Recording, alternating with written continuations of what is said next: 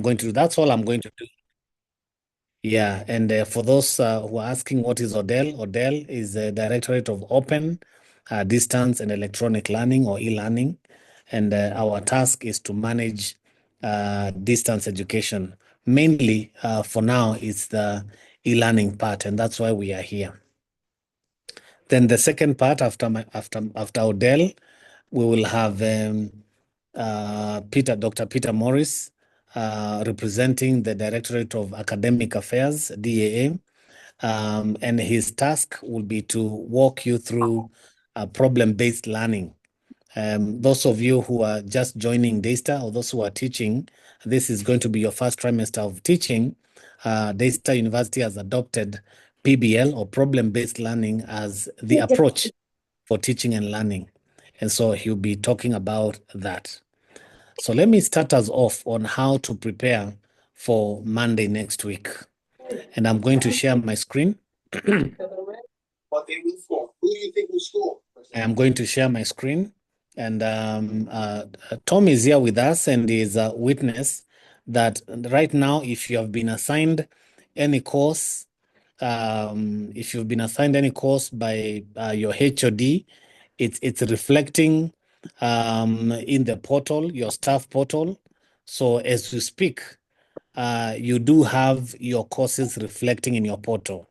But also something else has happened, that as your courses reflect in your portal, they will also reflect here under my courses. You should be able to see them. So all you need to do is go to your e-learning account and then log in. Once you log in, you should be able to see the course overview, your courses lined up there. Now, at this point, I understand that some of you may be teaching online or using this platform, which we are on, Moodle, for the first time. Is anyone without an e-learning account?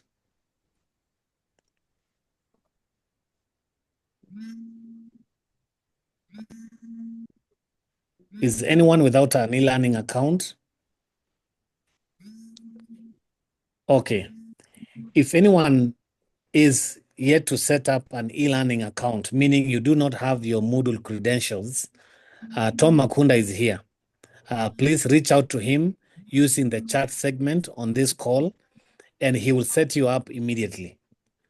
He will set you up immediately. If any one of you is without an e-learning account, you don't need to wait until Monday. Please chat with Tom Makunda here on this call, and he should be able to support you. Okay? Now, if you have an e-learning account, please log in.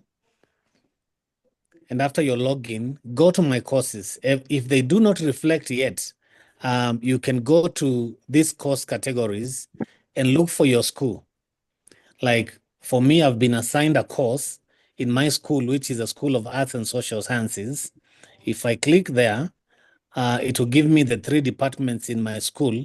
I teach in the school in the Department of Peace and International Relations. I'll click that, then go to search courses.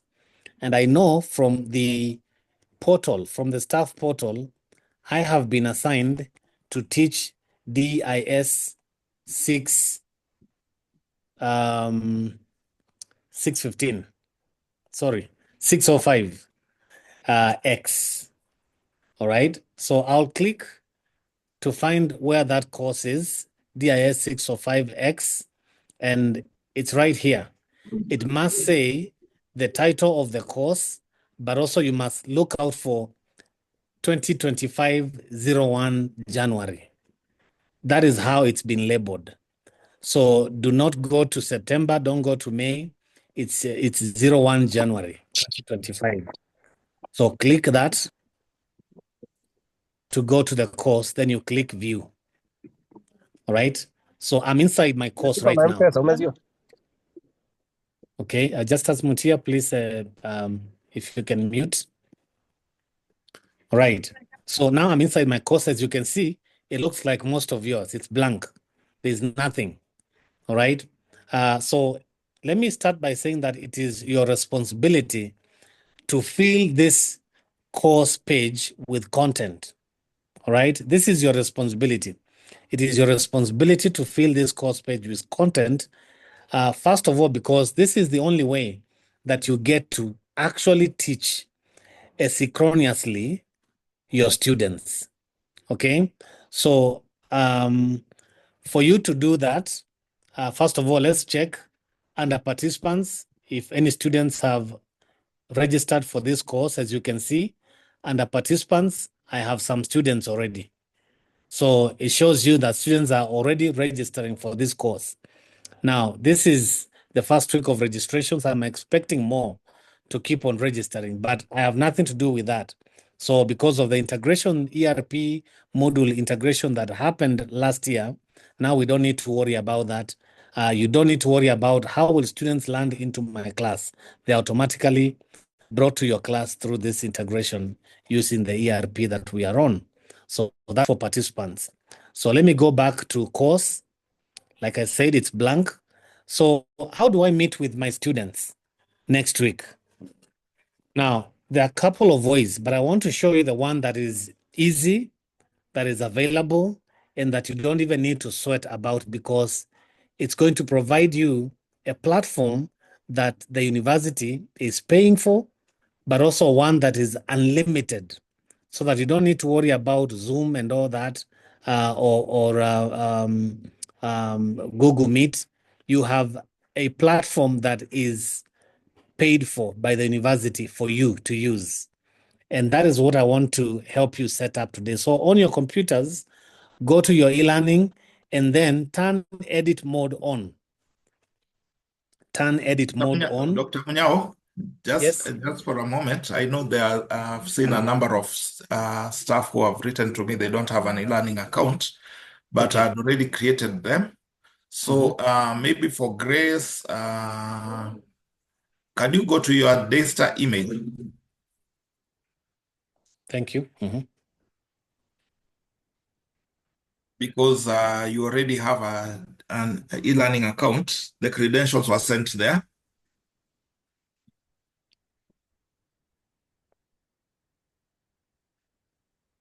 Also, I think, and maybe if you are able to access your staff portal, I don't know, is there anybody who's not able to access their staff portal? You could speak up.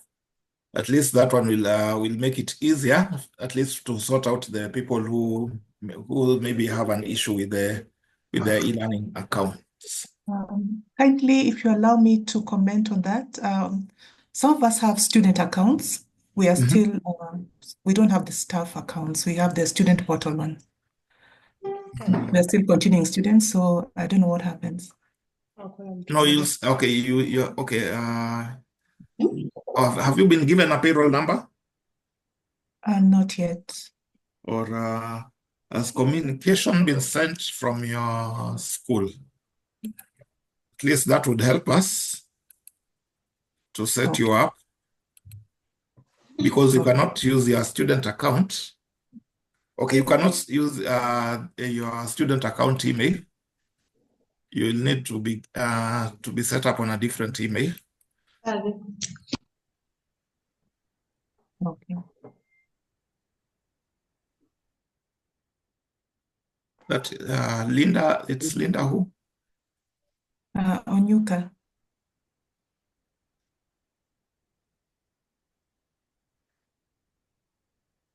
Okay, maybe which school is that? Which school are you in?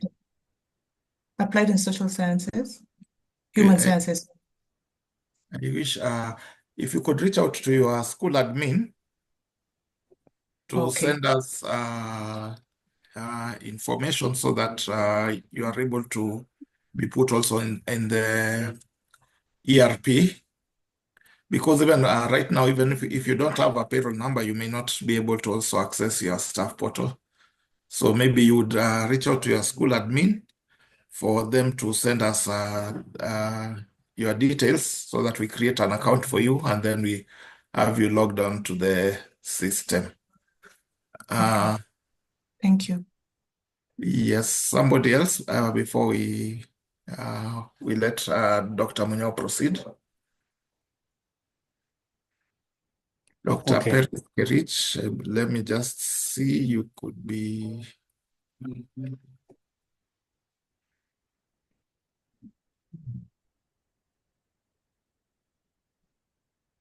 Also,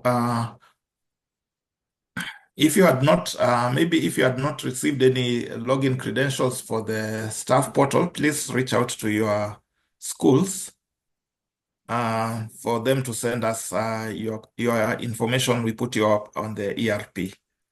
I think maybe for the rest, let's just follow, and then now we'll be able to do some bit of practical.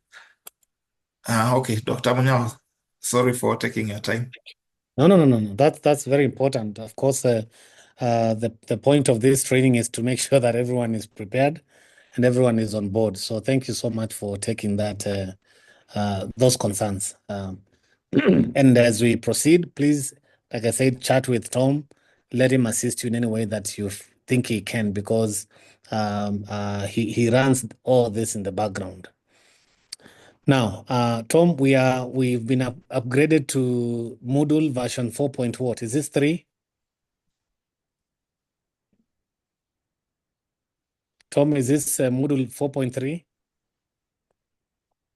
Yes, it is 4.5. 4.5. Wow. Yes. So guys, we advanced. And as you can see, now the add activity or resource button is not where it used to be here.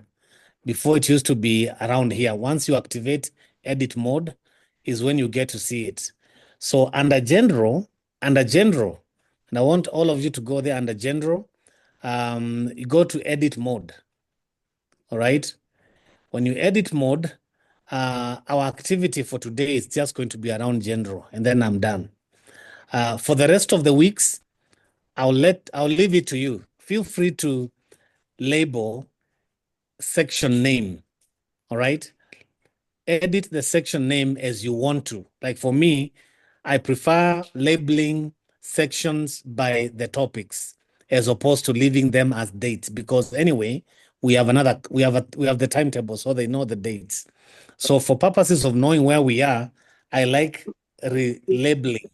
Like for instance, introduction, and definition of terminologies. Just an example. I'm not saying that's what I'm going to teach, but just an example that that's what I'll do the first day of class. Okay. But anyway, do that for all the weeks if that is what really makes sense to you in terms of organizing your lessons. But back to general, go to add an activity or resource, click that. Add an activity or resource. You see under our new, under our upgraded version of Moodle, the apps look really good. You know, the tools are looking very good. And I want you to focus on class for teams, for setting up your virtual meeting platform. Now, if you can't see it, just type class for teams. All right, it will appear. What I do is that I like to star the most commonly used tools so that they can appear the moment I open this part. So click class for teams. It will give you this page. Under activity name, please call it virtual classroom. Call it virtual classroom, leave it displayed, and then you can give some guidance here for the new students who might not know where to meet you. And you can say, greetings, students. Click here to join the virtual classroom. Okay. For live sessions. Once you write anything here, display description on course page. You must check that box. All right. Under show more, just leave it as it is. Don't add anything there. Go to grade. Now, normally we don't grade attendance. We actually record attendance when we are putting together, when we are consolidating the final grades. Can someone mute Samsung? We are recording this, so we don't need to interrupt anything. So under grade, please change from point to none. That way, you're not grading attendance, as it were. Then leave the rest as they are. Don't touch anything here. Just change this to none. Then go down and say save and return to course. So what you see on your course page under general, you have your virtual classroom setup. So under this, you can add other activities like the course outline. You can add an activity like, anything that you think is informative about this class. That's where it should go. So now we have our virtual classroom. Now you can close your edit mode because I want us now to schedule the sessions as per your timetable. So I'll go to virtual classroom, click virtual classroom. By the way, I forgot to say, for best experience with class, ensure that you're using Google Chrome. For best experience with class, make sure that you're using either Google Chrome or what is this other browser? Tom, I'm forgetting. Not Mozilla. Microsoft Edge. Yes, Microsoft Edge. Only two browsers, Microsoft Edge or Google Chrome. They'll give you the best experience with this tool. Otherwise, you might struggle with other browsers such as Firefox, Mozilla. That will give you a problem because it automatically blocks things like camera and the microphone. That's why you hear students telling you, we can't hear you, Mwalimu, or we can't see you. It will really give you trouble. So please avoid those. Stay with Chrome or Microsoft Edge. Now, you have this virtual classroom the moment you click to what you have created, but notice that there are no sessions created yet. So it's our task now to create sessions based on the timetable that has been provided to you by your HOD. But I want you to focus on this page first. You have a number of things here. You have upcoming classes as a tab. You have previous classes as a tab. You have recordings, meaning all the recordings at the end of every class, recordings will be saved automatically. You need to do nothing about it. And then also the attendance will also be captured here automatically. Please be sure to keep a track of this attendance. If possible, download attendance as soon as the class is over so that you can record it on your portal, your staff portal, to save you headaches towards the end of the trimester when you're taking down the grades. So now we go back to upcoming. We have no upcoming classes. Why? Because we have not created any. So click schedule session. Schedule session. You see this page. It tells you edit class. It has the class name. It has your ID. Ignore everything here. Just go straight to add class dates. So click add class dates. It will open this page for you, which has start time, end time, time zone, start date, end date, and days of the week. Thinking like the way I think, I would start with days of the week. So what day of the week is this class? Go to days of the week. Mine is on Friday. So please indicate yours. Scroll down there and click. It will check the day of the week. So now I've selected that my class is on Friday. Logically, that's how I think. Then after you've selected that, go to start time. When is that class? So there's a watch on the side here. Click that watch. It will give you the time. Evening classes, because these are evening classes, mostly start at 5:30. Now, except for Fridays, because of evening chapel. So evening classes on Friday begin at 6:30. So for some of you, it's 5:30. For those of us who have classes on Friday, it's 6:30 to allow students to attend the online chapel. So I'll scroll down 6:30, and then it's PM. So I'll leave it as PM. End time. So calculate 3 hours from 6:30, 7:30, 8:30, 9:30. Okay. So I'll leave mine open to 9. I'll click 9 here. 30. Linda, please mute.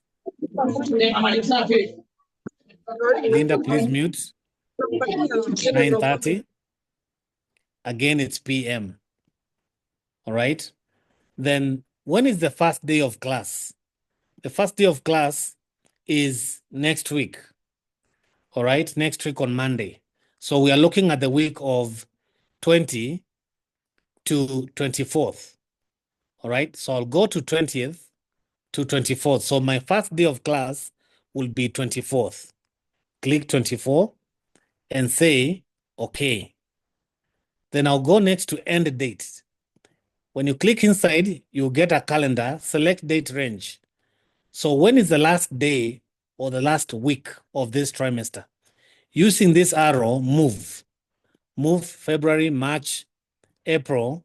I think the last week of this trimester is the week of 28th April. We've just received the calendar to May. So the very last day of class this trimester is 3rd May. That's the last day. So I'll go back to my Friday because most likely, according to your timetable, that might be the exam date. And I want you to examine your students using this tool so that you're able to proctor the exam and find out how they are doing the exams. So now, are we together this far? Are we together this far? If you can scroll down, you can see that your selected dates have been taken. So every Friday, your calendar has captured every Friday of the trimester and the time, start date and the end date. Okay. Now, under advanced settings, go to advanced settings. You see where you have learning tools choice? I want you to scroll down. You have two options. You can either use class tools or use LMS content. LMS stands for Learning Management System. The beauty of this virtual classroom tool is that it integrates your class on Moodle into the live class. So you can find material from your e-learning platform straight into the class without leaving class. So choose LMS content. Leave the rest as it is, but click save. Click save. Now look what we have. We have our upcoming section sorted. From next week of my timetable, on Friday in the evening, 6:30 to 9:30, my schedule has been set.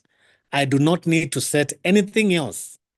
My class is set. I don't need to remember every week to send students a link. Don't send students any link. Why?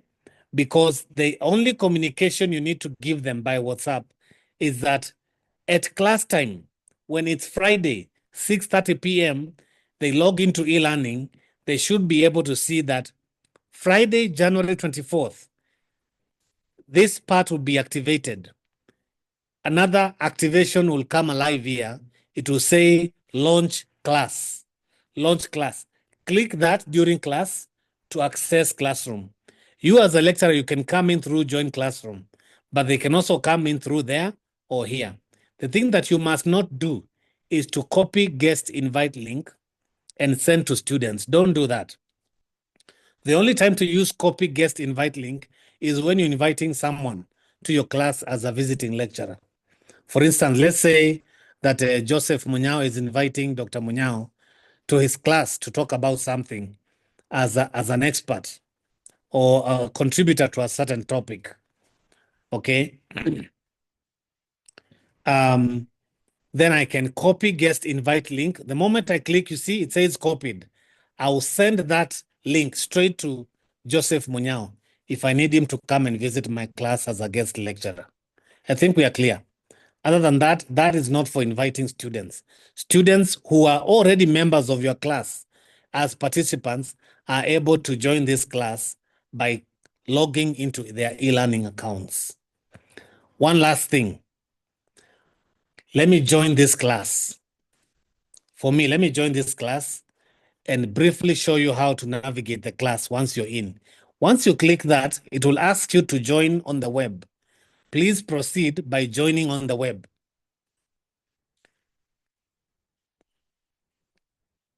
To take a few minutes to load. And now it is connecting to class. Depending on the kind of internet that you're on, it should be able to come. Now, I receive calls a lot from faculty telling me, oh, my students can't hear me, or my students can't see me. This is why, whenever you experience that kind of a thing, you see this blue button here, next to the URL, next to daystar.class.com, this blue button here, click it, and make sure that camera is turned on and microphone is turned on. If you're using class for the first time, most likely it will be off by default. Please ensure that you turn it on. Then you'll not have problems of students saying that they can't see you. That is done. Now, how will you share your material? Somebody please mute Violet. How will you share your content? You have your PowerPoint somewhere saved for use. Now, this is where you turn on your camera. This is where you turn on your microphone. I will not turn on mine because they will interfere with the Zoom call that we are on right now. But for purposes of bringing your PowerPoints to class, you can do two things. You can use your PowerPoints that are already on e-learning by going to Learning Tools. When you click Learning Tools, this should land you to your LMS. You should be able to see the dates. I don't have anything set, so you can't see anything here on the left column. But if I had some materials there like PowerPoints, PDFs, YouTube videos for students to watch, this is where you'd find them. But I don't have anything right now, but I've shown you how to go about that. But another way of doing that is by going to Collaborate. You see where Collaborate is? Click Collaborate. You'll have this Collaborate box open. You can either upload a file, you can upload a web page, you can open a whiteboard that you can type in, like for those of you who are teaching mathematics or calculations, you go to whiteboard and you can do calculation there, or videos or presentations. Let's go to presentations. If I click presentations, I should be able to, I hope you can see my screen.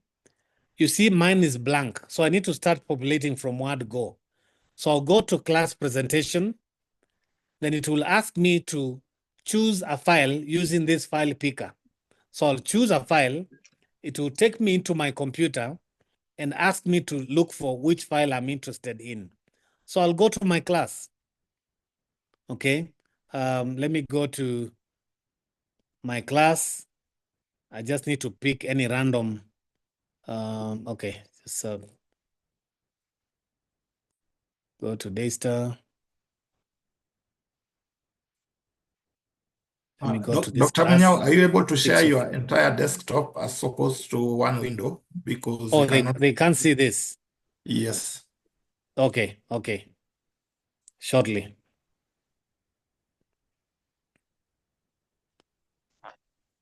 So let me share the entire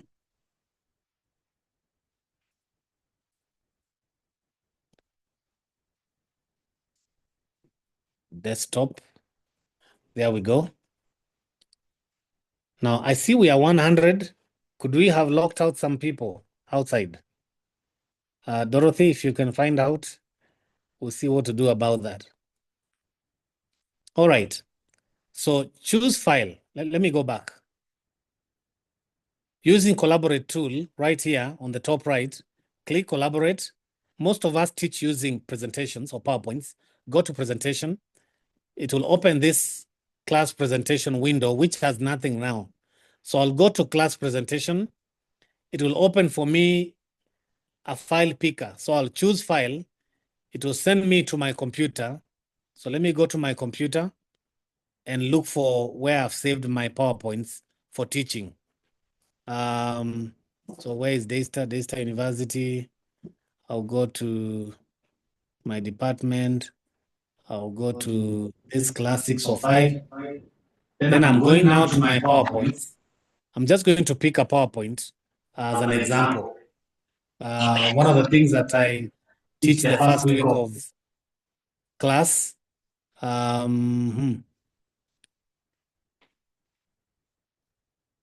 Let's say I want to teach about concept notes.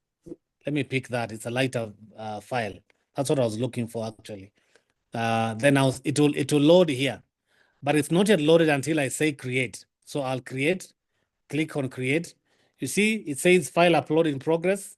So you give it time to load. So the best trick is do this before class so that when class starts, you have it already loaded. File conversion is in progress.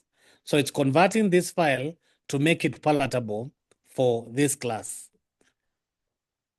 Now, it's ready. It's asking me to launch, so I can go to launch. The moment I launch, it's going to appear here. So you see, it puts me up here, and then the next thing is that it loads my PowerPoint down here. Now, I forgot to tell you that the moment you join class, click on these more options under your title, under your name, under your profile, and move yourself to podium. That means you move yourself to the top left side of the page so that the students can occupy this space. Okay, so students will be around here, and then your PowerPoint. So now I can move my slides as I teach. I can move using these arrows from one slide to another. Research topic, I'm talking to my PowerPoints as I teach. Once I am done, I'll say stop sharing. So that means I'm not presenting. If I want to go back to presenting, I go to present. It's now showing on their side. All right. So that's how you navigate this, and you get to learn as we proceed. Let me talk about the last thing, and then I allow Peter to begin his section. Let's say you want to see how many students are in your class. Click under people.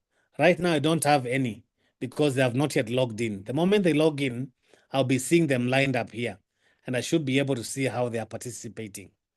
If they raise hand, I'll be able to see. If they react, I should be able to see. Let's say that I want to give an exam. Let me remove this slide.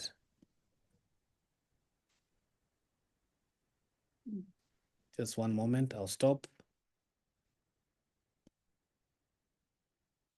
Okay. Let's say I want to give an exam, and the exam is loaded on e-learning platform.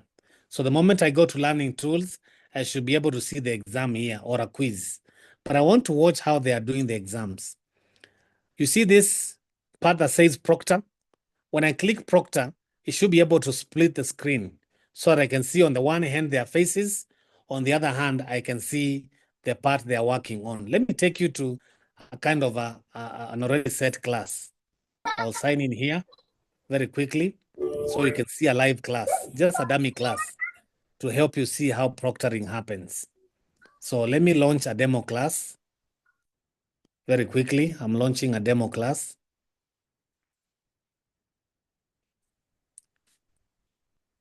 This is because I don't have students already in my class. So I need to join this meeting. All right. And there I am, joining meeting. I am now in a demo class, okay? And you can see I have demo students. These are not my students.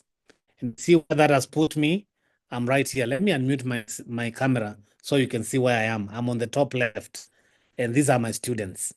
So let's say I'm teaching my class. You see the way I was saying? You see your students on the left side of the screen, and I want to give a quiz. So up here, I have Proctor. I'll click on Proctor. The moment all the students have come in and they're now ready to take my quiz or CAT or a final exam, then I'll say select all. That selects all the students who are in this class. Then I'll say start. Click start. See what that has done? It splits the screen. On the one side, you have the face of the student who is taking this exam. On the other hand, you have the quiz they are working on. So just in case they open ChatGPT or they open Google or they lift up another file that is hidden somewhere, I should be able to see it and then call on them or even ask them to pay attention to the quiz. And you can scroll from one screen to another as you look at what the students are doing. We'll be talking more about this towards the end of the trimester when we train on how to invigilate final exams. But you can still use this tool for giving quizzes like mid-term, mid-trimester, I mean, or any other forms of cards. Now, when you're done, you end Proctor View. You end Proctor View by clicking back to Proctor and say end for all. End for all. It brings everyone else back to class. Breakout sessions. For those of you who like sending students to breakout sessions, you are teaching on this content and you want them to go to their breakouts. Now, class has enhanced their breakout sessions, their breakout rooms, such that even when students drop out, they can come back smoothly without even needing your help. So click breakouts, all right? I can assign students automatically or assign manually or allow participants to choose. Let's say I assign automatically and I need how many? I need like choose what? 6 groups. Let me say 5 or even 4 breakout rooms. I'll say create and open rooms. Let me click that. So I have 4 rooms, room 1, room 2, room 3, room 4. Each room, as I have created, has 9 students. So I'll go and say, close this button. But what I'm seeing when I click on breakout, when I go to all breakout rooms on the tab, you see on the top left, you have a breakout, all breakout rooms tab. Click that tab. You should be able to see all your breakout rooms in one shot. And not just seeing them, you can see what they are doing. All right. So if they are not discussing, you can always join that room and find out why is it that they are not discussing the question that you've given them and leave, go to another. But now you can see in a nutshell all the students in every breakout room. All these are breakout rooms. Okay. Then if you want to go back to main room, you see this main room right here, you click main room. All right. Right now, there is no one in the main room because everyone has gone into the breakout rooms. It's only you. Go back to breakout rooms. And once you are done, you can close the breakout rooms themselves. Let me see if I can close the breakout rooms. Go to breakout rooms, close rooms down here, close rooms. And then you're back to the main room. And I'll end that. Okay? Now, note that recording is already being done. All right? If I'm teaching using this PowerPoint, everything will appear in the recording. In case you want to figure out whether students are following with you, when you click under people, you can see if they are participating here. If you see these googly eyes here, it tells you the student is not looking at the screen. Maybe they're on Facebook or Twitter, or they are not paying attention, or they are cooking dinner, or they are eating. Then you can, that's the right time to ask them a question. No, just kidding. But, you can ask them to pay attention to the lesson. That brings me to the end of my brief session. Let me take 5 minutes of questions. Any Dr. questions? Munyao, there are some questions which have been posted on the chat. I can read, Okay. read out. One of them was mention the time cluster of the region. I don't know. Maybe that was on the, when you're setting scheduling classes, there is the time zone, I think. I believe that's what he meant. I think for the time zone, it's actually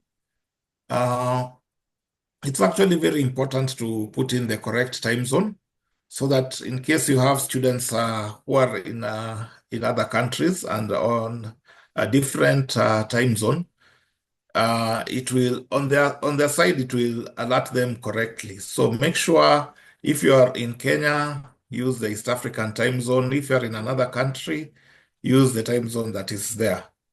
I remember one time I had a student who was saying he cannot join the class until we came and checked his laptop. The time zone on the laptop was wrong, so that's why he couldn't be able to join the class. And then there is another question: How does one schedule a makeup class? Okay, very good question. Okay. Very good question. So I forgot to say, once you're done, end class by leaving, then end for all. When you end for all, the class has ended. You notice that has ended, then I'll close all these tabs. If I come back here, my recording will be saved automatically.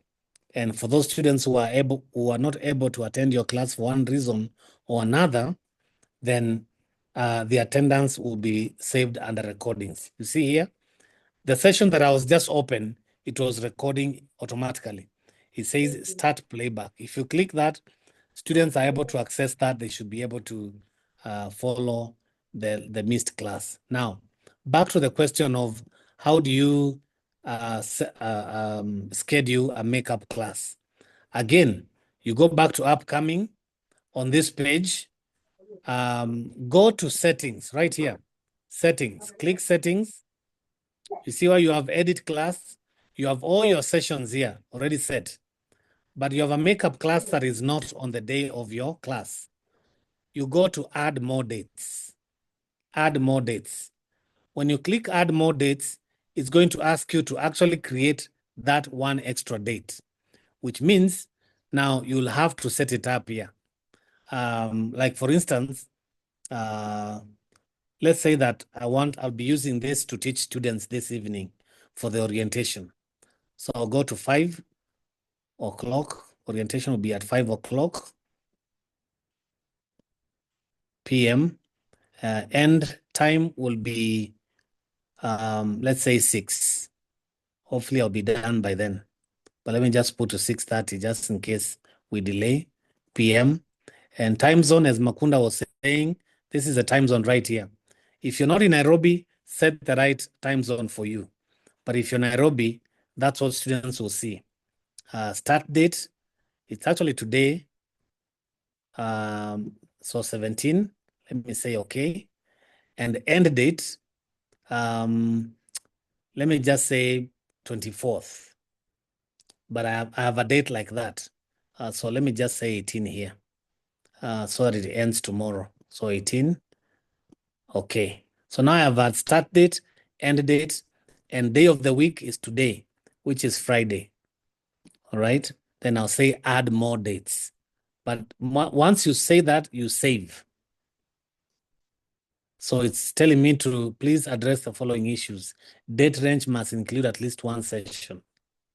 Okay, so it's refusing to save because I've taken just a day. Let me pick another day. Let's say from 17th to 25th. If I do so and now say save, it's going to save that date. So, and it's already saved now. Let me refresh the page. That's how you set up for a makeup date, a class makeup date. Okay. Where has it gone? Did it fail to pick? Oh, this is it right here. The first one, 5 p.m. to 6:30 as a makeup, class makeup hour. Okay. If I don't need it, you can always edit and remove it. All right. Details and delete. All right. Yeah.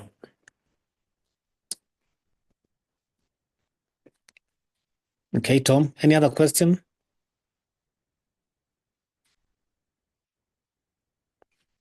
Okay, someone was asking, was the issue of combined classes ever resolved?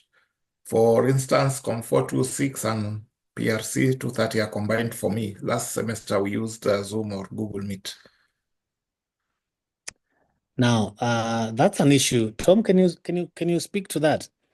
It's an issue that we tried to resolve last trimester, but we didn't know what to do because we are discouraging use of copy guest invite link. But eventually, I had to give in to that.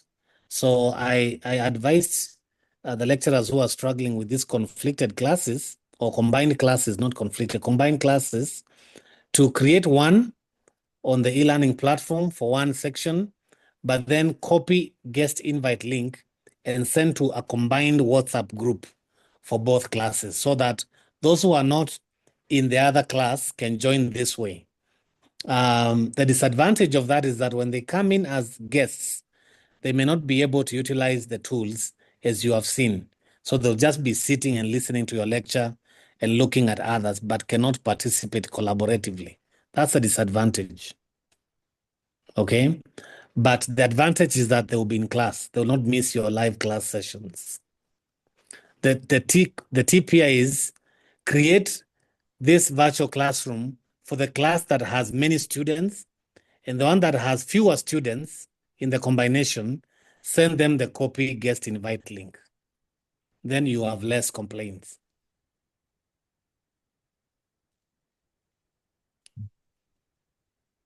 I'll take a last question because we have a whole another session to go with Dr. Mutua. Okay, Sarah over here says editing or populating weekly narrative was not clear. When I click edit, it is as if I am to edit the term. General, for example, mind repeating the demo? Okay, I think editing the sections, like there was general, there was introduction and definitions. So on your left, those sections. Oh, right here. Yes. Right here. Oh, Yes. okay. So like the way you see, this is my module. This is e-learning.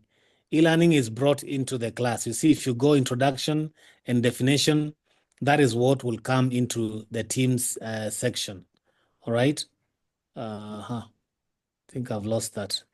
Just click on the blue link on the almost on the top right, where it is written DIS 605X. On Top the what? Oh, right here. yes, there, yeah. Okay. All right. So that yes. So I'm back. So this is my virtual classroom. Or, Yeah. So how do you bring in the Moodle part of your class into class? You go to settings right here. Then scroll all the way down. All right, all the way down below your schedule. Go to advanced settings. And there's learning tools choice. There's either use LMS content or use class tools. I recommend that you use LMS content. That way you integrate your Moodle classroom into class.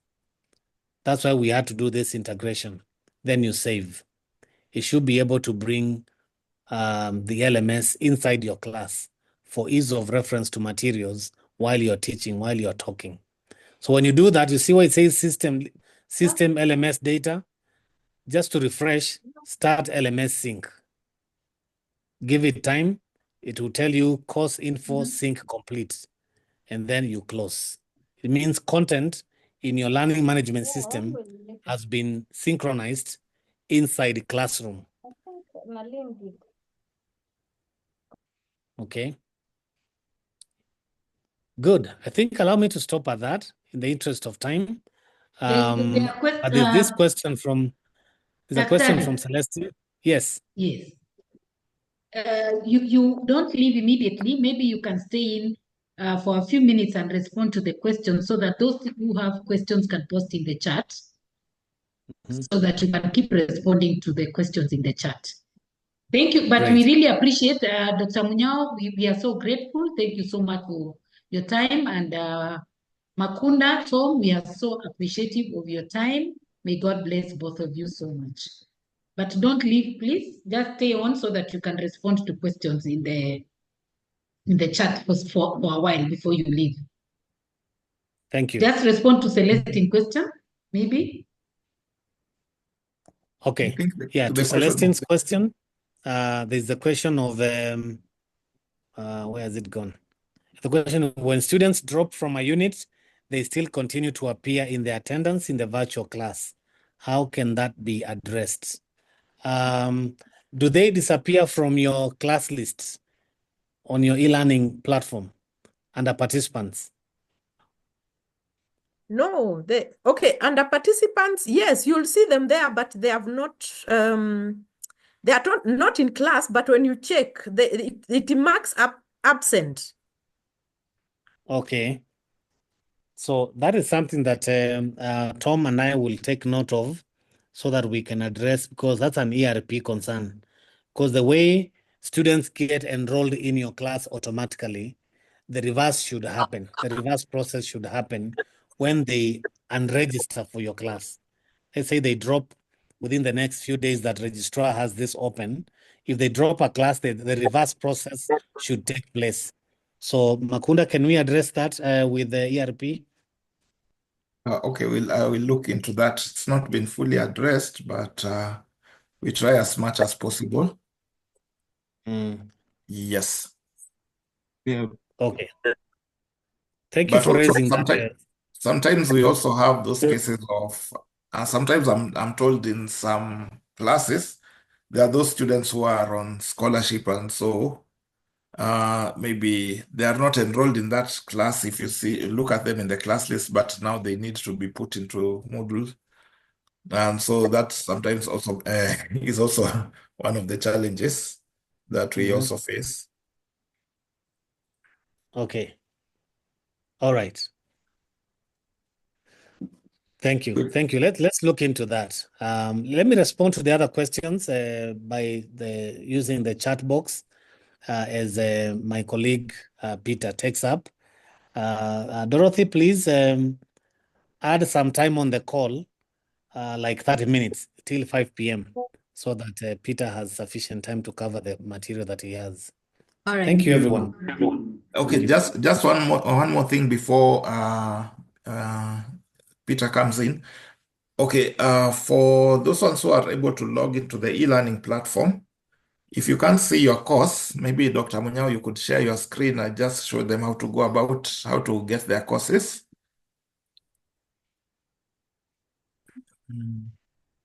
So let's assume you are on the home screen. So once you've logged in and you can't see when you go to my courses, just click on my courses up there. So if you can't see that research method, what you will do, you just go to your profile, which is on the top right. So Dr. Munyao, you can go to profile. And then once you select profile, you will go to course details. So course details list for you all the courses. And then now there is the bit of view more at the bottom there. So when you click on view more, when you scroll to the bottom, you should see the latest courses which have been added.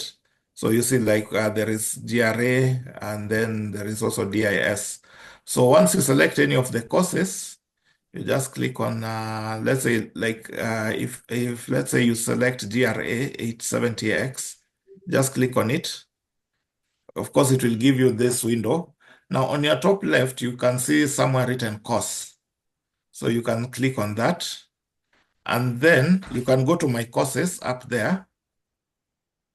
And then there is that filter. You see there is somewhere written in progress. You can select that option. And maybe, let's say, okay. Oh, you see sort by, let's say you select all. Just select all up there. And then you can say sort course by instead of course name, just put last accessed, so that now it will bring up the frequently accessed courses. So they will come up, they will show up. That is the best way of selecting the courses. You just sort them by last accessed. And then the next time when you log in, you'll just go to my courses and see that. Or if let's say you find that view is cluttered with so many courses, okay, you can have customized where you can click on the three, I think that the three dots on your right, you can say remove from view or something like that. But you can actually organize your courses that way so that you have fewer courses on that view. But it does not mean that the courses are completely deleted. So I hope that one is understandable. Well, that helps. Thank you. Okay. And as you progress in the course, next time you can go to the same course overview channel and click in progress. You should be able to see them now. The system will have picked, especially from next week, based on the dates, because this goes by dates. But for now, we can use all. Yeah. Thank you. Peter. Good afternoon, everyone. Good afternoon. Can you hear me? Good afternoon. Good afternoon. All right. Welcome. Thank you very much, Dr. Munyao, for that session on class for teams. And now we are getting on onto PBL, and especially for friends and colleagues who are new to this training. Welcome everyone. I'm going to be sharing my screen in a minute or so. Just let me know whether you can see what I'm sharing.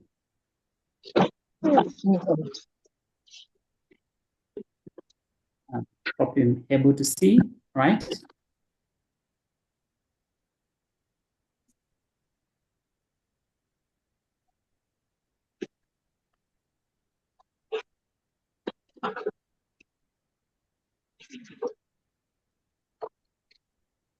Are you able to see what I'm sharing, correct? Yes. Yes, we can. All right. So I'll just begin in earnest, and I'll request Lavuna, Sister Lavuna, please mute people so that we avoid the background noises. Now, welcome to the training on PBL. And problem-based learning is a new pedagogy that Daystar University has been running on for about 3 years or so. It's a 21st century skill of teaching, right? And it is student-based, student-centered, which allows learners to express themselves. We truly know that students come to class with an experience, right? With an history. And so we are involving them not to be passive actors in class, but active participants. In so doing, we are opening up education, we are liberalizing it, and they are feeling appreciated, they are feeling part of the process. So in a way, we are enhancing them to be able to build knowledge on their own. Of course, with the facilitators, guidelines, superintendents, and oversight. All right. So in PBL, learners work in teams, they work in groups. Such way, they are able to handle an open-ended problem, a real-time issue, a real-time problem, and then they can suggest some plausible solutions towards the end of the process. And I'll be taking you through what the process really entails. So we are saying that in problem-based learning, the problem actually drives. It is a motivation, right? So it has to be come out very clearly, then the process can be promising. Later, I'll teach you about how you can construct, how you can design a problem such that it is not a vague problem, because if the problem is vague, then the process also will also be vague, right? So this is a practical example in pictorial form of a PBL exercise where the group leader, and I'll teach you about officials in the team, tutorial group. Group leader is guiding the rest in a discussion. So why should we use problem? Why do we use PBL? Now, just as a way of an acronym, PBL stands for problems, resources, objectives, behavior, learning, examples, motivation, and especially it is going to guide towards what we call SDL, self-directed learning, where a learner comes to class and they are able to build knowledge by themselves. And that's why you see people building softwares, building an app, right? And they can earn from intellectual property, right? They don't just sit through and swallow everything hook and sinker, but they question, they critique. They are taught about how to reason, how to think critically, how to evaluate, how to analyze issues, and propose some plausible conclusions towards a certain subject. Now, as a way of comparison, you can see the old model, the traditional learning, where students just learn in class, they absorb everything, they don't ask questions, then they go home, right? And after 14 weeks, you ask them about what they learned and they can't tell you, right? But down here, you see the PBL approach. These people are washing a dog, but everyone is involved, right? And they can describe the process of cleaning a dog or a puppy or something like that. Now, why do we so much insist on use of problems or scenarios or case studies, right? Because learners are able to work in teams, and we are preparing for the job market, where they go out there and they share information with their colleagues to settle a particular issue in the company or in the organization, right? We are teaching them about how to share knowledge, how to share information. We use problems because we are able to learn how to manage projects and then how to hold leadership roles. Remember we said in a tutorial session, we have group officials, which I'm going to be discussing immediately after this, right? And then they are able to learn how to express themselves orally and also in a written form. It increases self-awareness. And of course, you can be able to evaluate the group, each and every one. Later in the training, we'll talk about evaluation, right? Students or learners are able to work independently. In as much as they are working as a team, they are also going to get an opportunity to work independently and express themselves, right? Show their side of the story about that particular session.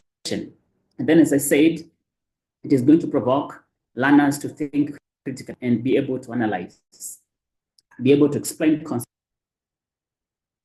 directed learning, and then students can be able to solve problems across all disciplines. Later, I'll showcase a real problem.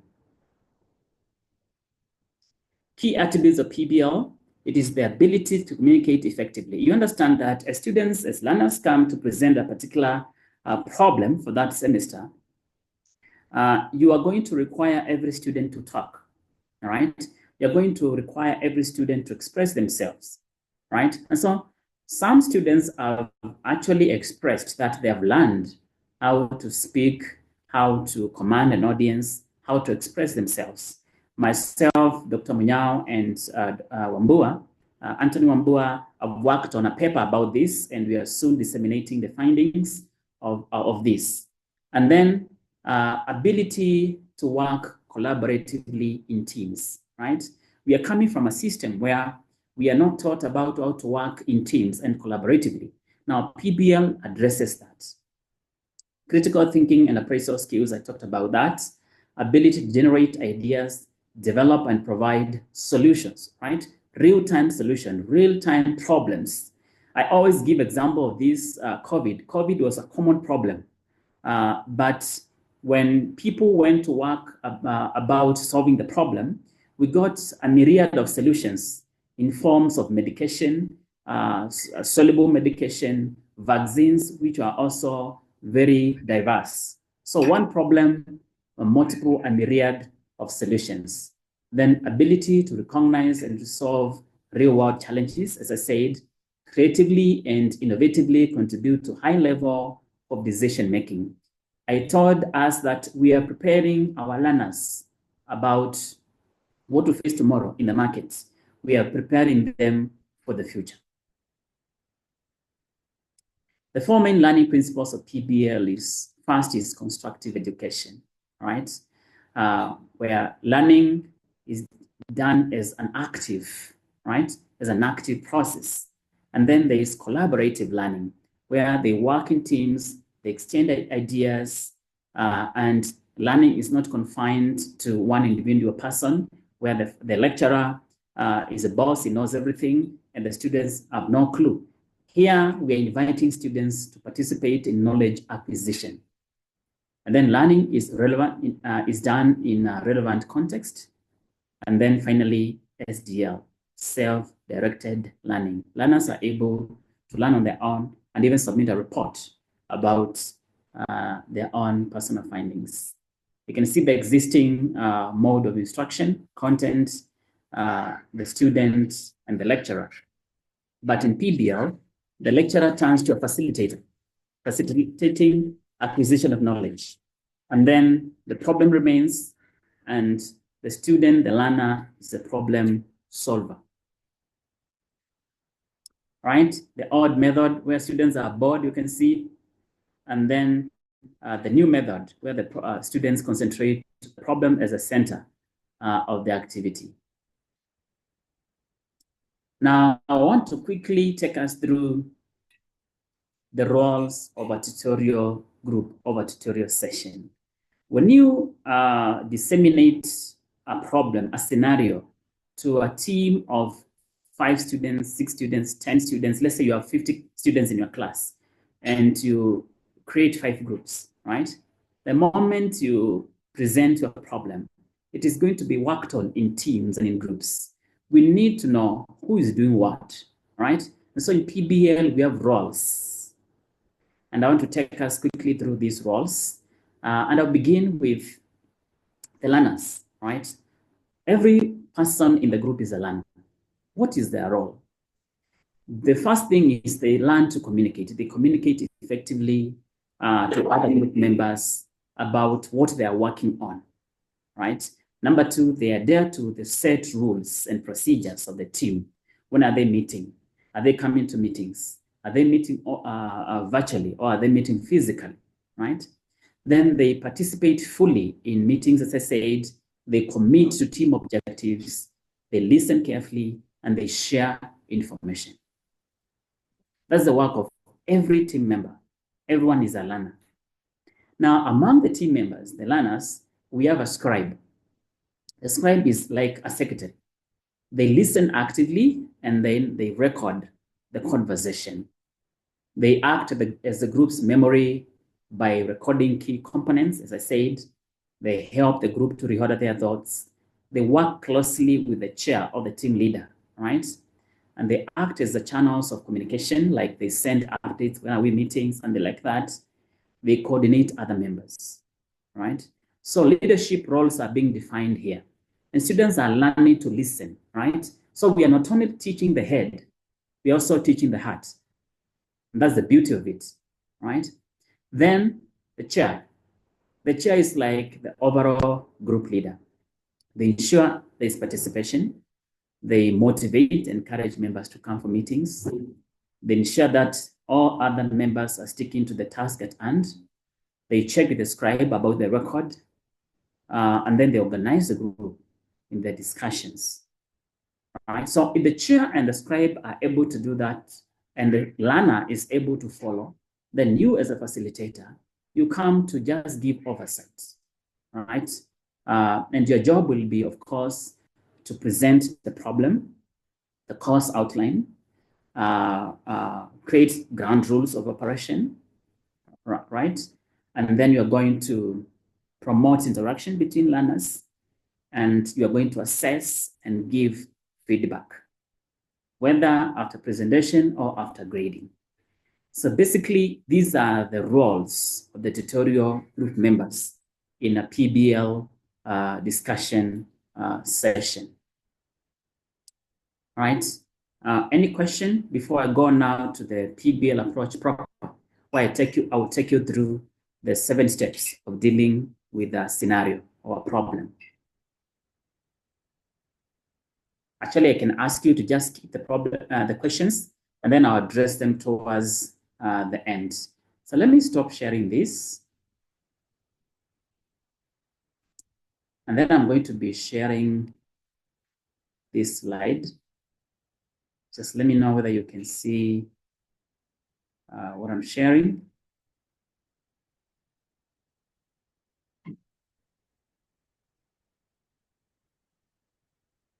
All right.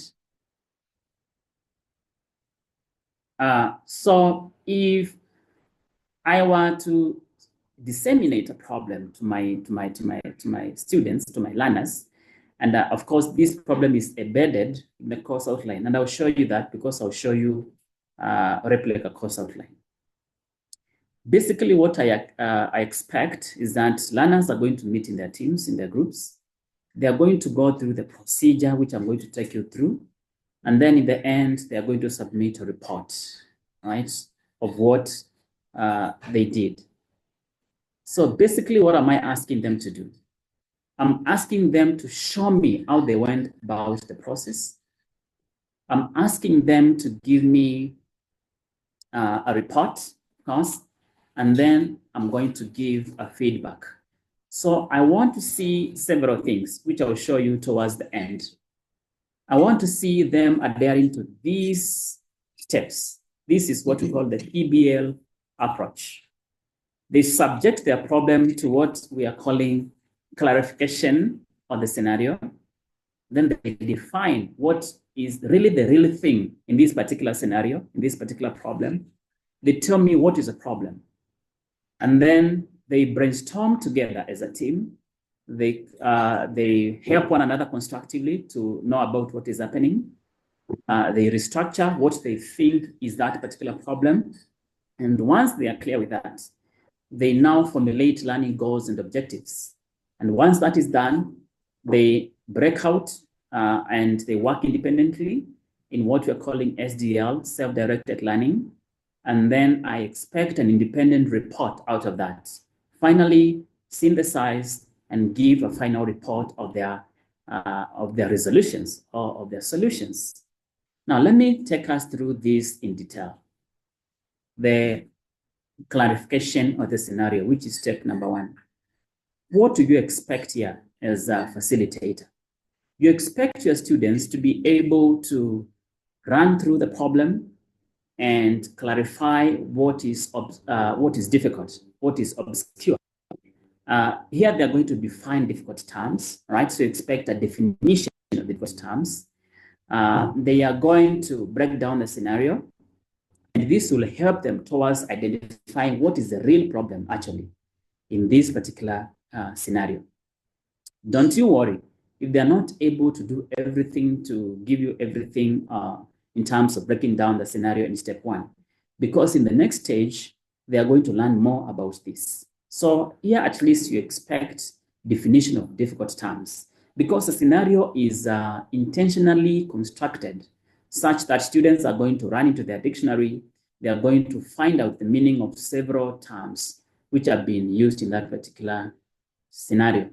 Then the second step you expect them to show you is defining what the real problem is in this scenario. Maybe the problem is about, if it's a political science class. Dorothy, can you please mute somebody? Yeah. So let's say the problem is about is a societal issue like homicide. Been having a lot of homicide cases of late. Let's say the problem is about politics. Talk about the finance bill, demonstrations, abductions. Let's say the problem is about mental health. The problem is about law, right? Somebody is taking somebody else's land, or they stole somebody else's property. The problem is about is a communication issue. Somebody has been abused or something like that, and of course it's connected to legal matters. Then it may appear hazy in step two. Let's say they'll say the problem is about communication breakdown among couples or something like that. Now allow them. But the thing is also Nona Mwalimu, the unfortunate parts with the okay, right. Thank you, Dorothy. So let's say it's about communication breakdown among couples.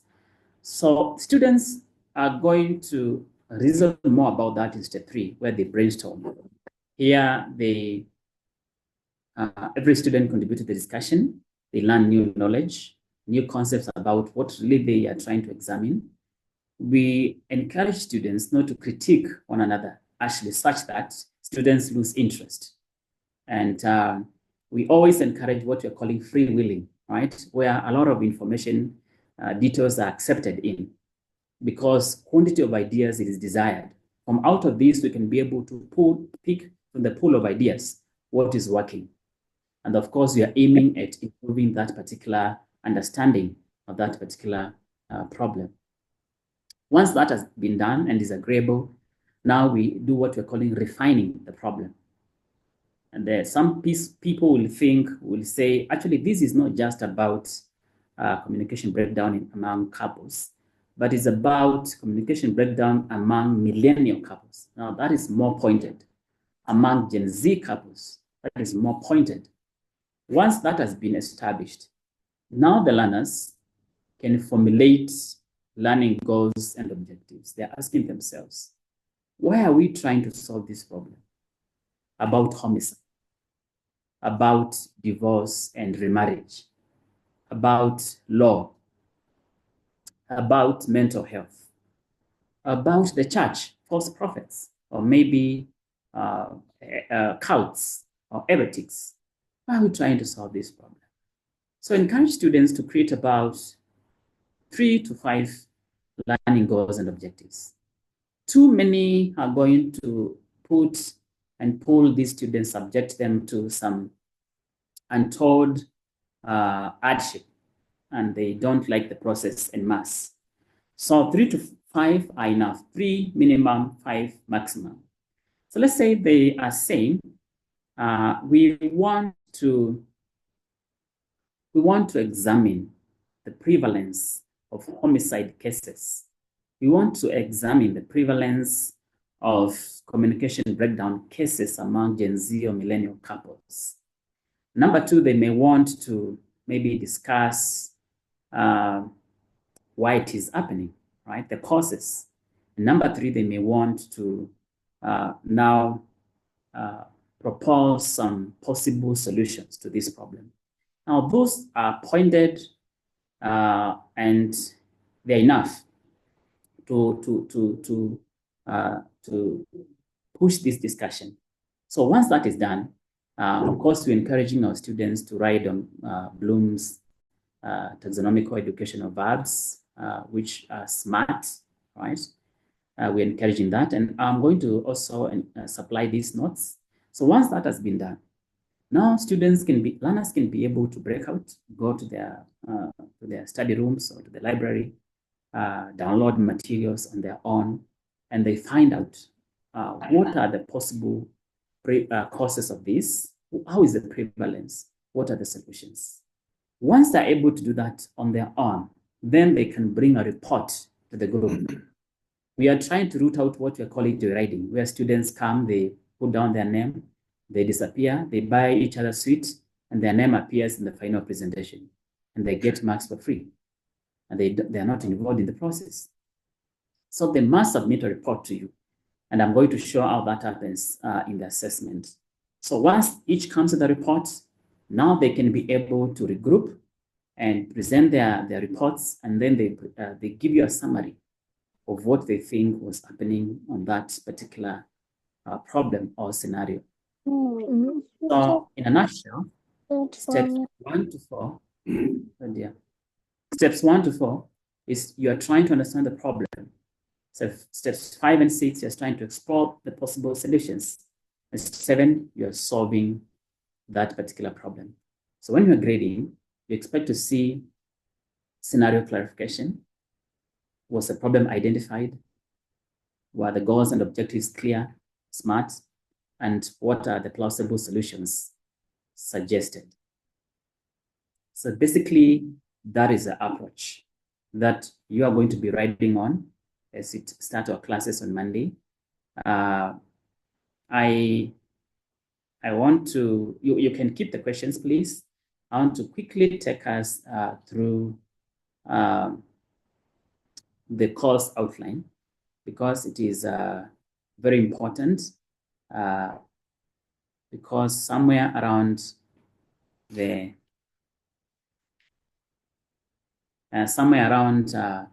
semester, you're going to be presenting your course outlines to your department, right?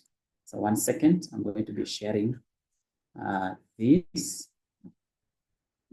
Just a second.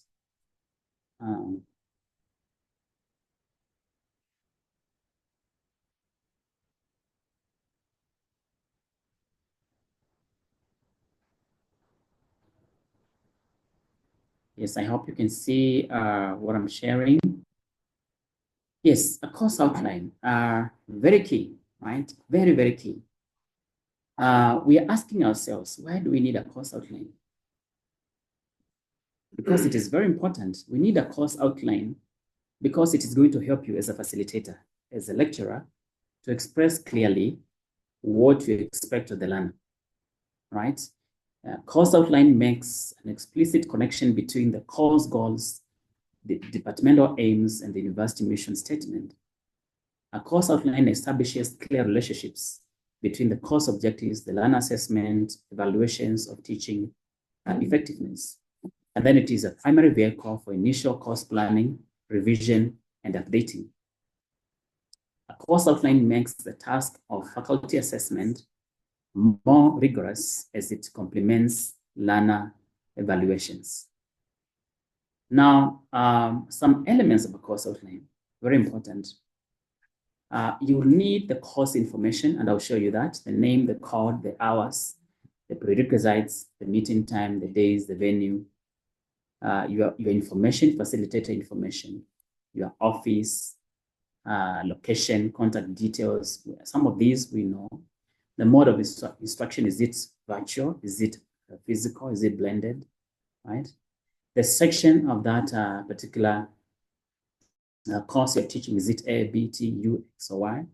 The course purpose, the ELOs, the course content, the weekly schedule, the assessment plan, policies like attendance, plagiarism, and of course, how you're going to be running that particular class, the grading policy, delivery methods, resources, the assignment deadlines, attendance policies, I'd said, academic integrity policy, disability policy. You know, we are in the 2010 Constitution, and of course, we want to be within the law, right?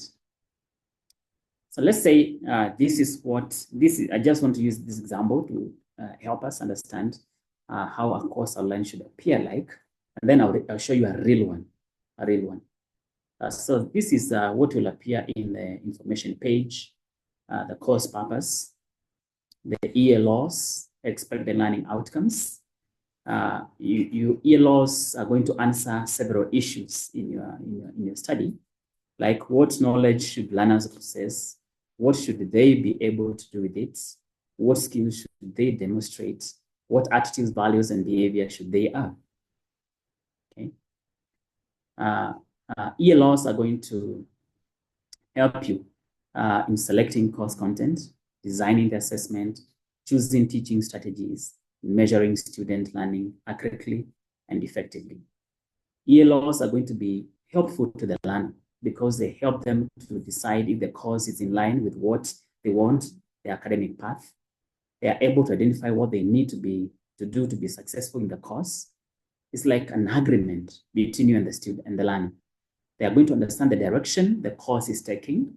They are going to take ownership of the progress and then be mindful of what they are learning, right? When designing a course outline, of course, you focus on the things students should know, the cognitive. You use action verbs. I already showed you some of that. You avoid verbs that cannot be observed or measured easily, like learn, know, understand. Instead, you replace that with examine, discuss, analyze, propose, list, something like that, right?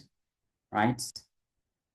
So let me show you In traditional learning, this is the Bloom's taxonomy typology, where creativity, it takes a very small segment, and remembering is everything, is a backbone.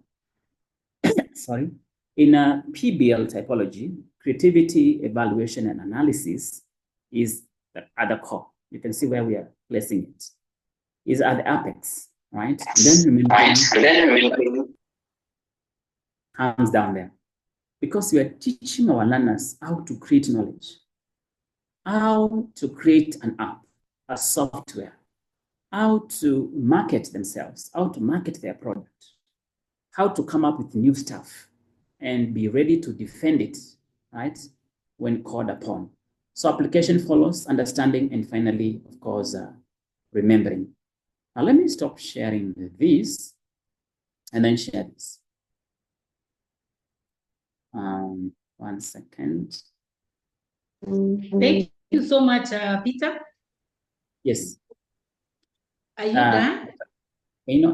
I wanted to run through this for about 10 minutes and then we can take questions. You can move faster because because we wanted to finish at 4:30. Yes. Okay. Yeah, so very quickly, actually, this will take 5 minutes. This is a replica of a course outline. The information there, your name, your contacts, the day the class is happening, consultation hours, of course, very key. And then in both campuses, and then the venue, the section, the mode of learning, semester theme. In the first box, you are welcoming your students, your learners into the PBL approach. You are telling them about how it works. The course purpose, of course, the ELOs. Notice this towards down there, towards the end in the course of collaborative learning. It is expected that the learner will also demonstrate effective problem-solving skills through appropriation of PBL skills and SDL, and then be able to develop positive spirit of teamwork and discipline in all the learning platforms. Here's the course contents. And then let me skip to this, right? The course schedule.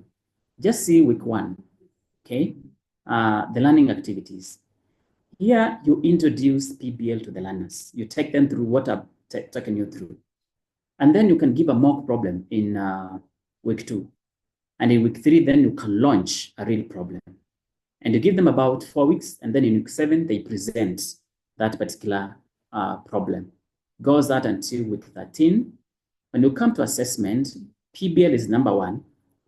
You have already designated the date. Where's the content of that particular PBL? Like in this class, my class, this is the problem. This is a problem. And it's a small. Later we'll learn about in modules 4, 3, and 4. We'll learn about how to construct a problem, right? And what constitutes a good problem, right? And so this is, and then the instructions here, and then the submission date. This is how you grade. This is what we call the grading rubric. I'll take you through in subsequent trainings. This is like a contract, how you're going to be, like a marking scheme, how you're going to be grading that particular scenario. And you see the key things: scenario clarification, problem ID, goals and objectives, presentation, creativity. Because we are a Christ-centered university, how does that particular knowledge relate with what God would have said? Because we believe in holistic training, holistic education. We are touching both the head and the heart. And then application, then you can have a final grade. Then when that has been done, of course, attendance policy is mentioned clearly, and then Turnitin mentioned clearly, and then some class guidelines. And then you're good to go. So basically, I've run us across what to expect in a PBL training mode, and I hope this helps us to understand what we're getting into. Thank you very much for paying attention, and we will keep training you on the modules, because we have about like 3 more modules. This is module 1 and 2, and I hope I don't want to take much of your time, because you said we are ending at 4:30. I'll be taking any questions, and then I'll welcome Dr. Dina Kane, the director. Thank you so much, Daktari, Reverend Mr. Morris. We have questions in the chat, and one of them is that is BBL. First of all, they want to know whether you'll be sharing these slides to them. Yes. So that is the first question that they have. The other one is BBL. How many questions should you ask in a course? Is it one question or more than one question using problem-based learning? Okay, this one differs. In the School of Law, we understand they are doing problems on a daily basis. So like what I've given you, they have customized it and they do a problem every week. But I'm recommending at least one problem per semester, because if you saw the weighting is 25% and it's like a cut of its own. But then it's a process which is going to take about 4 to 5 weeks. It's a whole learning experience. So one problem, 25%.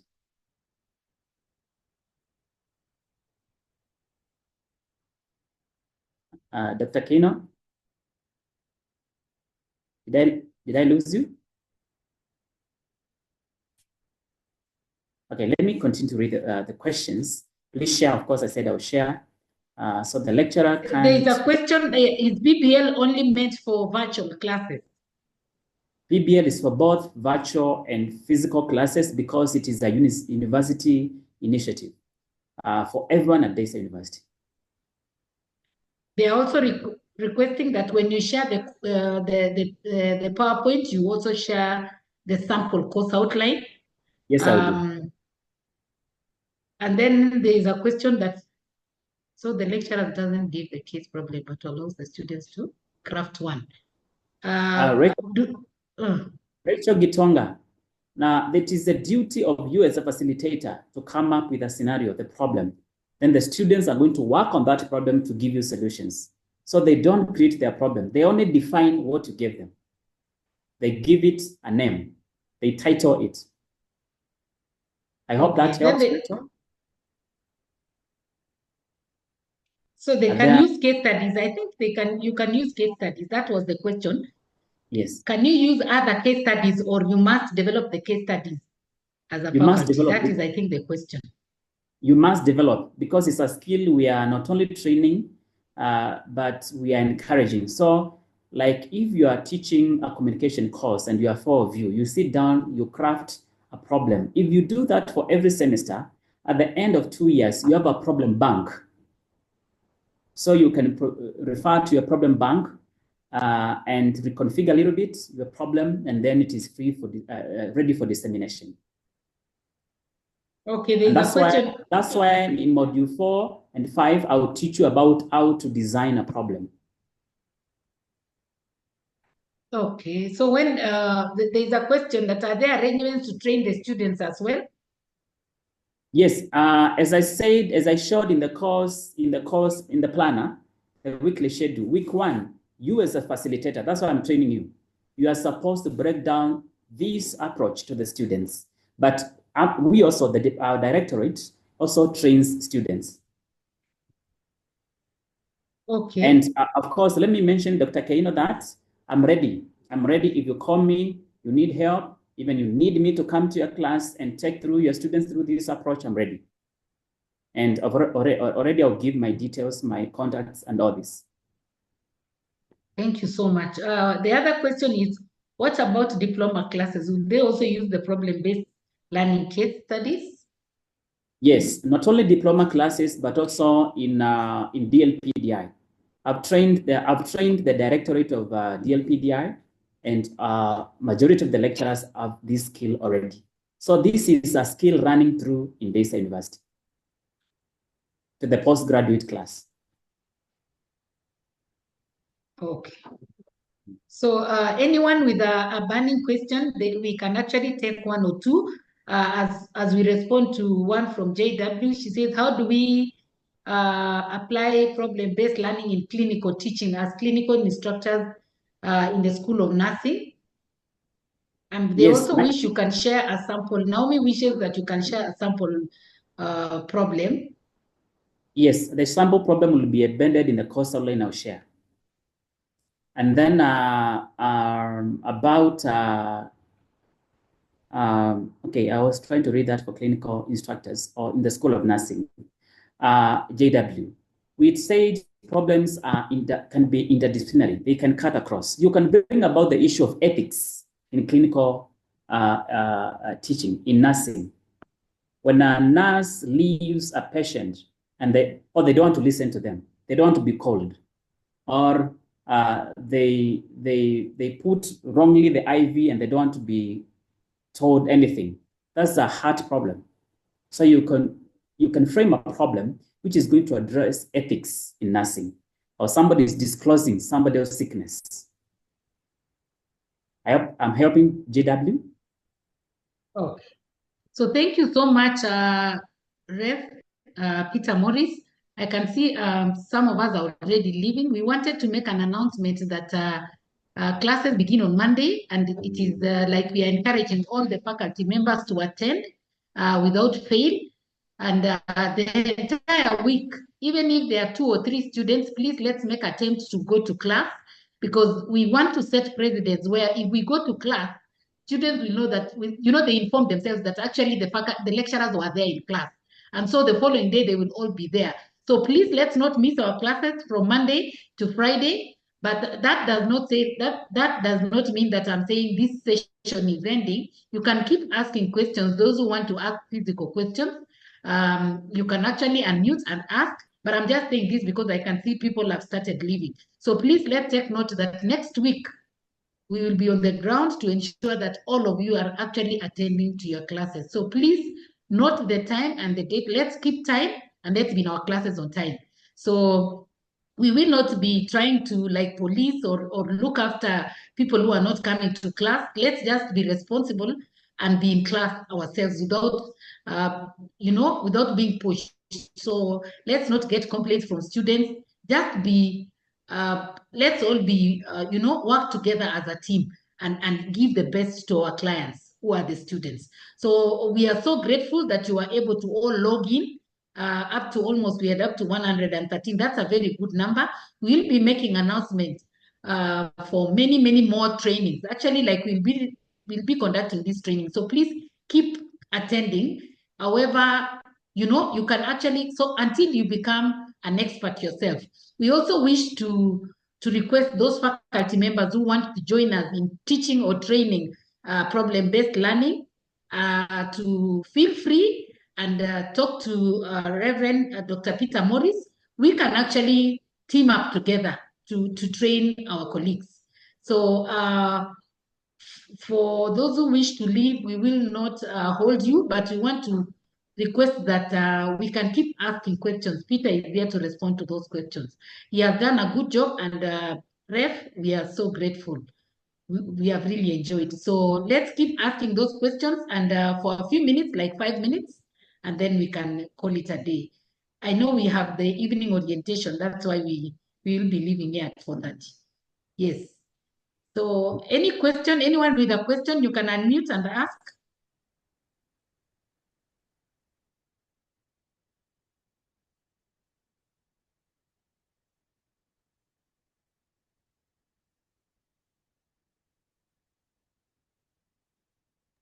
There's a question in the chat from Wanyama. He says, I think we simply have to apply and infuse problem-based learning in all our facilitation of learning. Yes. It is actually like we are going CBC. Any other question?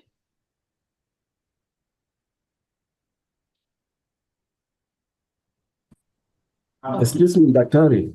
Can I? Yes. Yeah, proceed. Thank you for the training session today. And in the past, it has been very difficult for some of us to join, especially when you are using Teams, and it's difficult to sometimes download these Teams and get set with it. They ask you for so many things. So I don't know how many sessions are we planning to have for this semester. The training, this training. Is it going to be weekly or bi-weekly? How long is it? Thank you. We have done module 1 and 2. Next week, We'll skip next week. The following week, we're going to do module 3, and then after that, module 4, and then we'll do module 5. And then we'll keep doing these as need calls, at least twice a semester. So it's a module-based study training. These are 5 modules. Today we have tried to squeeze 2 modules in one session. But after that, we'll do a session, a module after module. So like I would take an hour and half for an hour to explain module 3. Then I'll take another hour to explain module 4. That is, if we do Wednesday this week, the following week Wednesday, the following week Wednesday. Basically, I do them on Wednesdays afternoon because we don't have classes, and at least lecturers can join. And then we end early for those who have evening classes. Yeah, thank you. I was just going to ask about that scheduling of the day of the week, because if we, like today, Friday, we are having, people may be having classes during the time that we have this training. So Wednesday, when it's a student activity time in the afternoon, I think is the best time for all people to join, those who want to participate in the training. Thank you. Yeah, we'll send a schedule. Yes, we are going to share recording. Makunda, are you still logged in? You can respond to the question in the chat.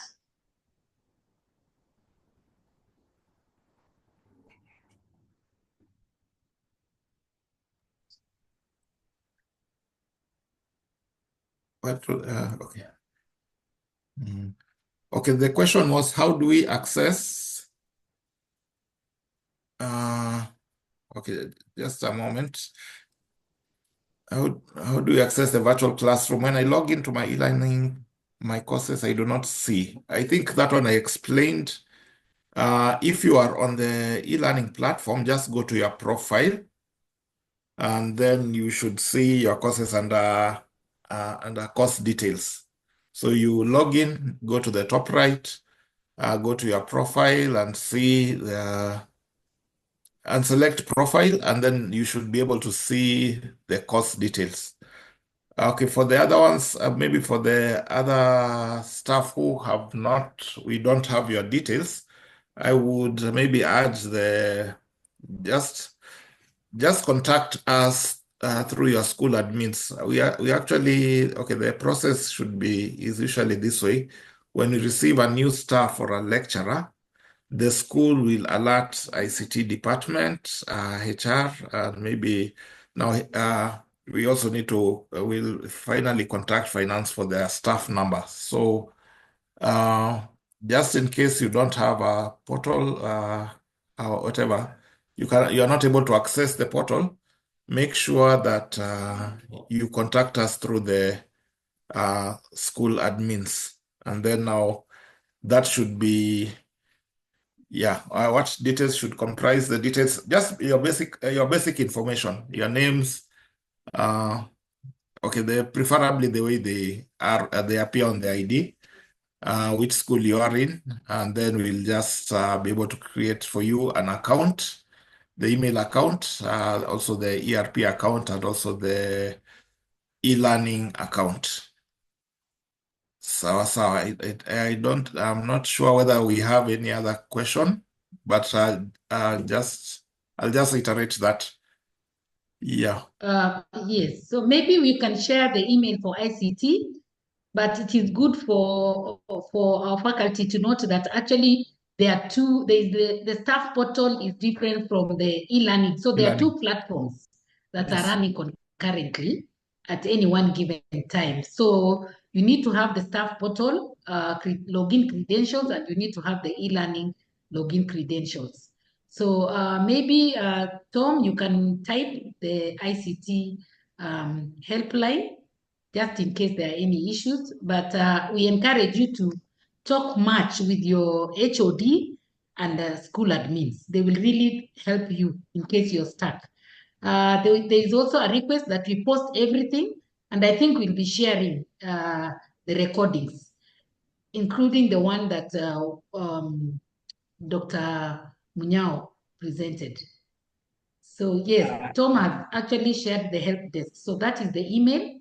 address. So in case you have any challenges, just get in touch with them. But you can also talk to Tom Makunda. You can also reach out to our office. You can reach out to Reverend Dr. Morris. You can reach out to Munyao at any one given time when you're stuck. So over to you, Peter, as we wind up. Daktari. Yeah, all right. Daktari, since I don't see any question, we're going to carry on this training on next week is on Wednesday is 22nd. We will carry on 29th on module 3, and then we'll continue until mid-Feb, and then we'll offer another session in March. And I hope this is going to help us in a big way. So if there's no another question, then I'll close the word of prayer. Or else, Excuse me, Daktari, before you close. Yes. I'm hearing something like module 3. Have we gone through module 1, module 2 already? What you've done now is module 1 and 2. And I'll send you the notes. And also to let us know that I have recorded modules 1 to 5. They're on YouTube. And I've shared with the School of Nursing because we were not able to come physically because most of them are doing clinicals. And we're also uploading that on the ODEL. We utilize the ODEL platform so that you can also access those recordings from module 1 to 5. Okay. So before you pray, allow me to just register my appreciation to you, Reverend Dr. Peter, for the good presentation. I'd also wish to thank Dr. Munyao and Mr. Tom Makunda. You've been a blessing to us, and we really, really appreciate. You've sacrificed your time, and we are not taking it for granted. I also would like to thank all the faculty for logging in, and especially the new faculty. We welcome you on board. I know you will face quite a lot of hurdles as you settle down, but please get in touch with us. Don't struggle alone. Don't keep on calling until you settle down. So we welcome all of you to Daystar, those who are logging in for the first time and those who will be starting their classes this semester for the first time. Karibuni sana. Don't feel lonely. Get in touch with us. We are there to support you. And we look forward to seeing you next week when we begin our classes. So thank you so much. I hand over to Reverend Dr. Peter Morris to pray for us even as we wind up. But I'm still requesting that when we call upon you, let's log in and we'll learn a lot together. Let us partner. Let us partner. For my colleagues who've been here for long, let's partner together. So thank you so much and God bless you. Thank you, Dr. Keino. Let's pray. Gracious God, we just want to thank you because of being with us these 2 hours as we did class for teams and now PBL. I just want to pray, Lord, that you may be able to equip, empower the facilitators, the lecturers who are on this call and the rest, so that if they prepare to start their classes on Monday, Lord, may you grant them additional wisdom, understanding, to be able to run classes this semester solely for your glory and for your honor. And we pray that the students, our clients, may be able to learn and may be able to expand their abilities to prepare for the future. We just want to pray for Daystar University. We pray for all the offices, pray for all the leaders, especially the management led by the VC of Euro, and pray for Senate, for faculty members, staff, and all the support staff. We ask for your grace to cover us through as we start this trimester. We ask for your blessing upon our service to you. We thank you, we bless you, and we honor you. In Jesus' name we pray, believing and trusting. Amen. Amen. Amen. Amen. Amen. Thank you. Amen. Amen. Amen. Amen. Thank you, Daktari. Thank you. Thank you for coming. Amen. Amen. Yeah. Amen. Thank you. Thank you. Bye-bye. Mm. Bye.